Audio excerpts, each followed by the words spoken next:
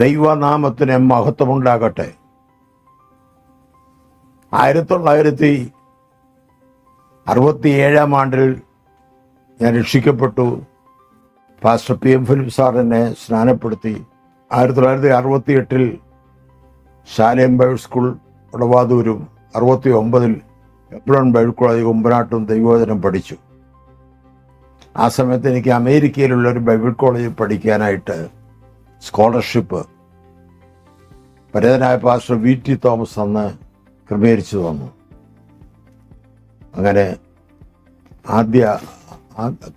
First ക്വാർട്ടറിൽ തന്നെ അമേരിക്കയിൽ പോയി. സിയാറ്റിൽ എന്ന സിറ്റിയിലാണ് ബൈബിൾ കോളേജിൻ്റെ പേര് സിയാറ്റിൽ ബൈബിൾ കോളേജ് എന്നാണ്.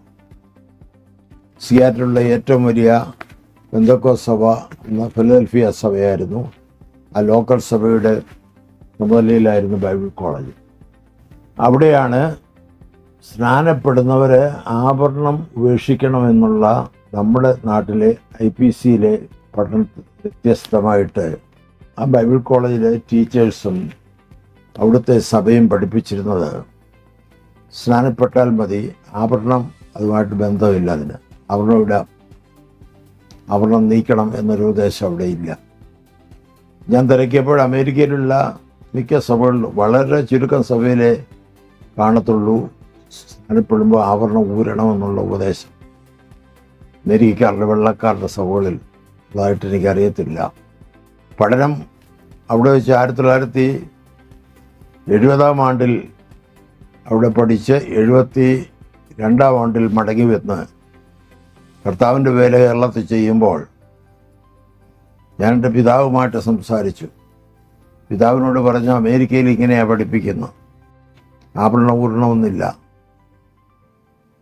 അദ്ദേഹം പറഞ്ഞ മറുപടി ഇതാ: IPCയിലെ പാസ്റ്റർമാരായ PM Philip, TG Oommen, pastor KE Abraham എന്താണോ പഠിപ്പിച്ചത് അത് തന്നെ നീ പഠിപ്പിച്ചാൽ മതി. സാഹിബന്മാർ പഠിപ്പിച്ച കാര്യങ്ങൾ ഇവിടെ പറയണ്ട. അങ്ങനെ ഞാൻ ആ ചിന്തയിലേക്ക് വന്നു. ഞാൻ പഠിച്ച് മനസ്സിലാക്കി ആഭരണ നിഷേധം നമ്മുടെ ഒരു പ്രതിഷ്ഠയുടെ ഭാഗമാണ്. ഒരാൾ തൻ്റെ ജീവിതത്തിൽ ഒരു പ്രതിഷ്ഠ എടുക്കുകയാണ്. ഇനി എനിക്ക് ആഭരണം വേണ്ട, അലങ്കാരങ്ങൾ വേണ്ട എന്നെടുക്കുന്ന പ്രതിഷ്ഠയുടെ ഭാഗമാണ് ആഭരണം ഉപേക്ഷിക്കുന്നത്. അതുകൊണ്ട് ഞാനും അത് തന്നെയാണ് പഠിപ്പിച്ചതും.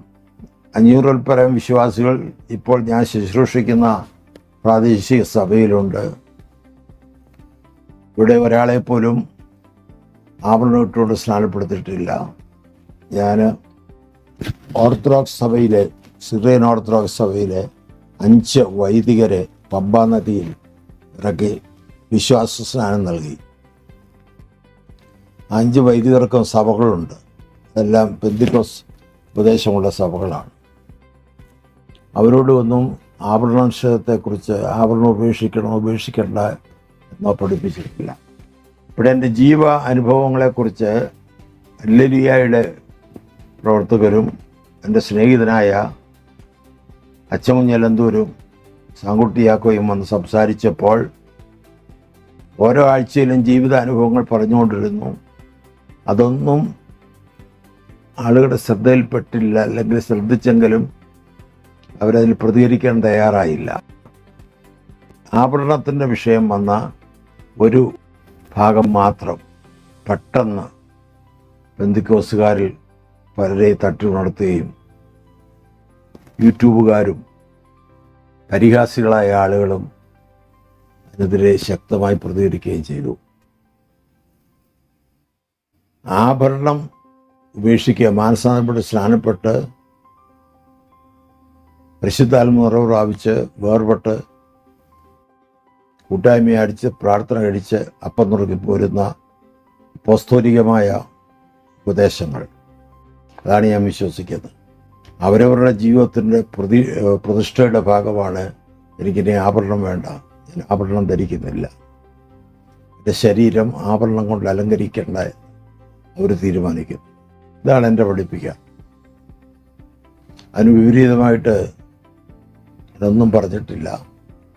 സ്നാനപ്പെട്ടവർ ആഭരണം വർജിക്കുക എന്നത് ചെയ്തു പോരുന്നൊരു കാര്യമാണ്. അത് തുടർന്ന് നടന്നുകൊണ്ടിരിക്കുന്നു. അതിനെക്കുറിച്ച് കൂടുതൽ പറയുവാനില്ല.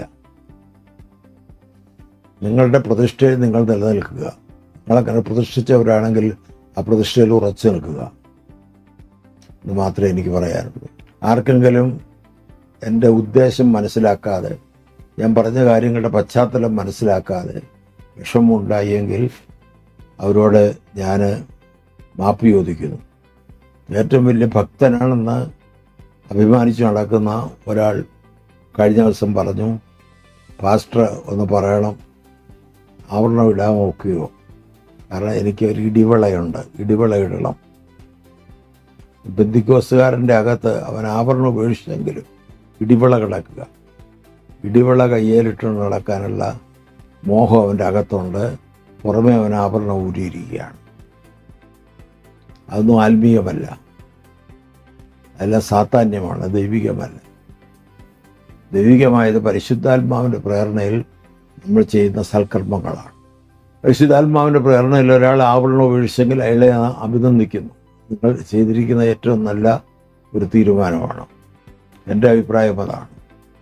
കൂടുതൽ കാര്യങ്ങൾ അറിയണമെങ്കിൽ നിങ്ങൾക്ക് ഞാനുമായിട്ട് നേരിട്ട് ബന്ധപ്പെട്ടാൽ ഞാൻ അതിനെക്കുറിച്ച് പറഞ്ഞു തരാം. ദൈവം നിങ്ങളെ ഏവരെയും അനുഗ്രഹിക്കട്ടെ. നിങ്ങൾക്ക് എല്ലാവർക്കും ആത്മീയ വർധനവ് വരട്ടെ. കർത്താവിന് വേണ്ടി ശുഷ്കാന്തിയോട്, സ്ഥിരമായ സഹിഷ്ണുതയോടെ ജീവിപ്പാൻ ദൈവം ഇടയാക്കട്ടെ എന്ന് പ്രാർത്ഥിച്ചുകൊണ്ട്, ഗോഡ് ബ്ലസ് യു.